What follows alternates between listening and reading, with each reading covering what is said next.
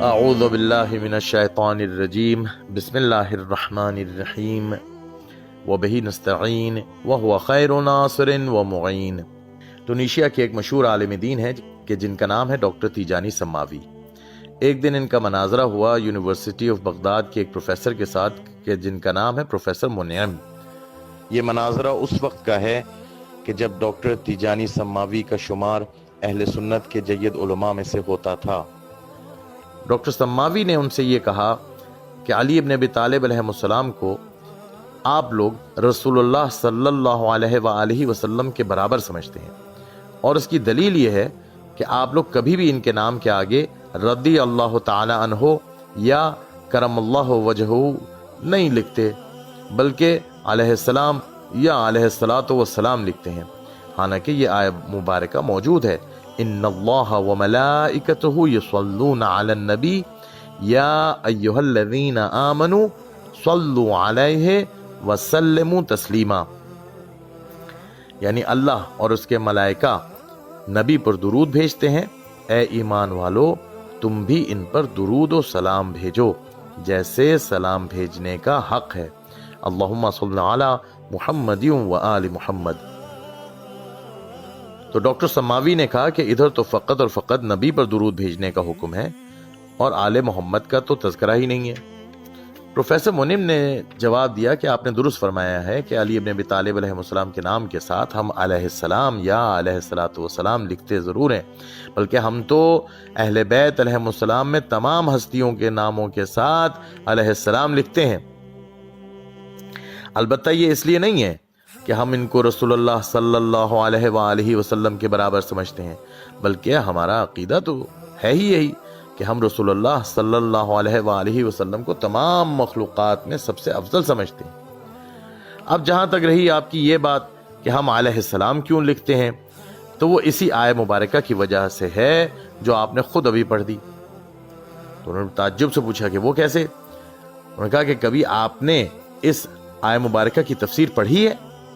تمام اہل سنت اور اہل تشیع کے مفسرین نے اس آیہ مبارکہ کے ذیل میں کیا لکھا ہے، کیا تفسیر کی ہے؟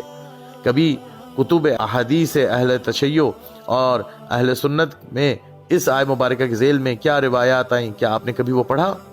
پھر کہا کہ میں آپ کو صحیح بخاری سے اور صحیح مسلم سے میں آپ کو ایک روایت سناتا ہوں، اور اس کا حوالہ یہ ہے کہ صحیح بخاری جلد نمبر 6 صفحہ نمبر 51، اور یہی روایت صحیح مسلم جلد نمبر 1 صفحہ نمبر 305 میں ہے کہ جب یہ آیہ مبارکہ نازل ہوئی تو اصحاب رسول صلی اللہ علیہ وآلہ وسلم اللہ کے نبی کے پاس حاضر ہوئے اور کہا کہ ہمیں یہ تو سمجھ میں آ گیا کہ آپ پر درود و سلام بھیجنا ہے اور اس کا حکم اللہ نے دیا ہے، البتہ یہ سمجھ میں نہیں آیا کہ کس طرح بھیجا جائے۔ تو رسول اللہ صلی اللہ علیہ وآلہ وسلم نے فرمایا کہ یہ کہا کرو، اللہم صل علی محمد وآل محمد کما صلیت علی ابراہیم وآل ابراہیم فی العالمین انک حمید مجید۔ اور پھر اسی آیہ مبارکہ کے بارے میں صواعق المحرقہ میں صفحہ نمبر 144 میں یہ آیا کہ جب اصحاب نے پوچھا اس آیہ مبارکہ کے نازل ہونے کے بعد کہ ہم آپ پر درود کیسے بھیجیں، تو حضور نے فرمایا لا تصلوا علی صلاۃ بطرا، یعنی مجھ پر دم کٹا اور ناقص درود نہ بھیجنا۔ تو اصحاب نے پوچھا کہ یہ ناقص درود کیا ہے؟ تو جواب ملا یہ نہ کہو اللہم صل علی محمد، بلکہ یوں کہو اللہم صل علی محمد و آل محمد۔ پھر پروفیسر منعم نے کہا کہ ان روایات کے علاوہ بھی تواتر سے بہت ساری روایات موجود ہیں کہ جن میں یہ کہا گیا ہے کہ درود مکمل بھیجا کرو اور آخر سے آل محمد کو حذف نہ کرنا۔ اس کے بعد پروفیسر منعم نے کہا کہ آپ اہل سنت کے 4 امام ہیں، ان میں سے ایک امام شافعی ہیں۔ امام شافعی کا ایک شعر آپ کے سامنے سناتا ہوں۔ انہوں نے فرمایا یا آل بیت رسول اللہ حبکم فرض فی القرآن انزلہ کفاکم عن عظیم القدر انکم من لم یصلی علیکم لا صلاۃ لہ، یعنی اے اہل بیت رسول، آپ کی محبت اللہ نے اپنے نازل کردہ قرآن میں فرض قرار دی ہے، جو بھی نماز پڑھے اور آپ اہل بیت پر درود نہ بھیجے تو اس کی نماز ہی نہیں ہوتی۔ یہ سننے کے بعد ڈاکٹر سماوی نے کہا کہ یہاں تک تو میں آپ سے اتفاق کرتا ہوں کہ اللہ کے نبی کے ساتھ درود میں آل محمد بھی شریک ہیں، بلکہ ہم تو درود میں آل محمد کے ساتھ اصحاب رسول کو بھی شامل کرتے ہیں، لیکن ہم یہ قبول نہیں کرتے کہ جہاں علی ابن ابی طالب کا علیحدہ سے نام آ جائے تو وہاں ہم علیہ السلام لکھ دیں۔ ڈاکٹر سماوی نے یہ بات تو کر دی، لیکن یہ نہیں سوچا کہ آل محمد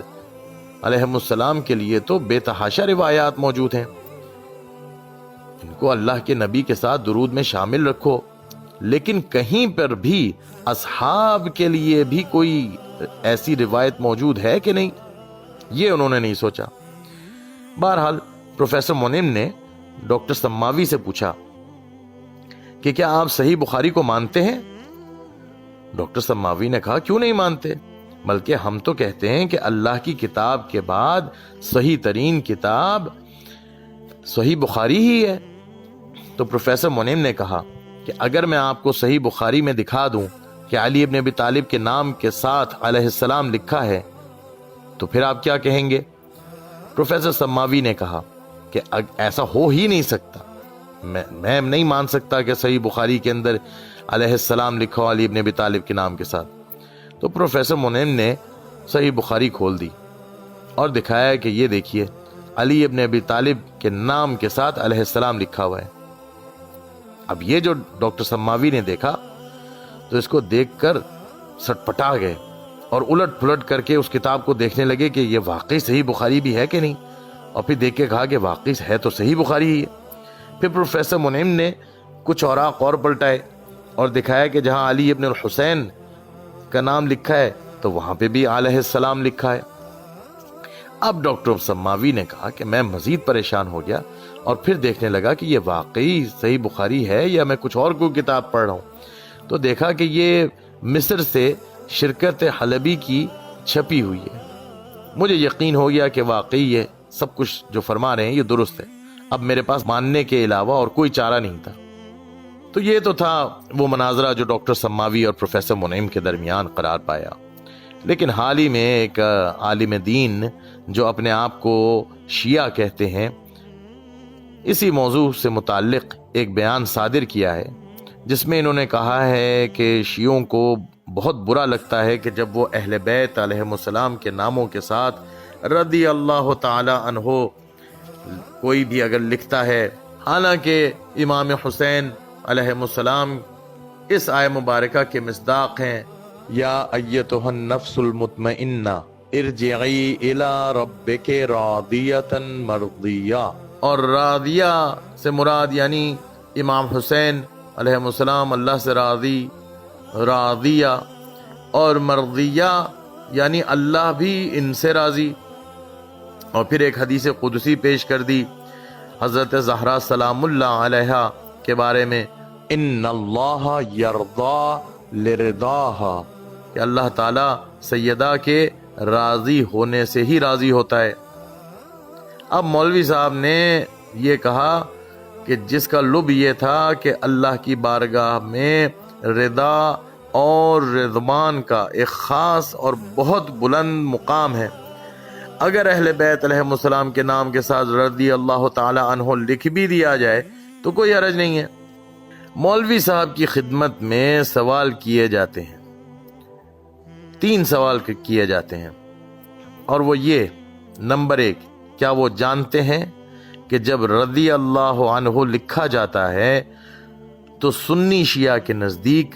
اس کا مطلب یہ ہوتا ہے کہ اللہ ان سے راضی ہو،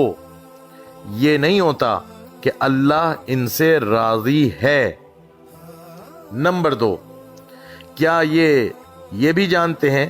کہ علیہ السلام کا لغوی مفہوم یہ ہے کہ ان پر سلام ہو؟ اب ہر مسلمان ایک دوسرے کو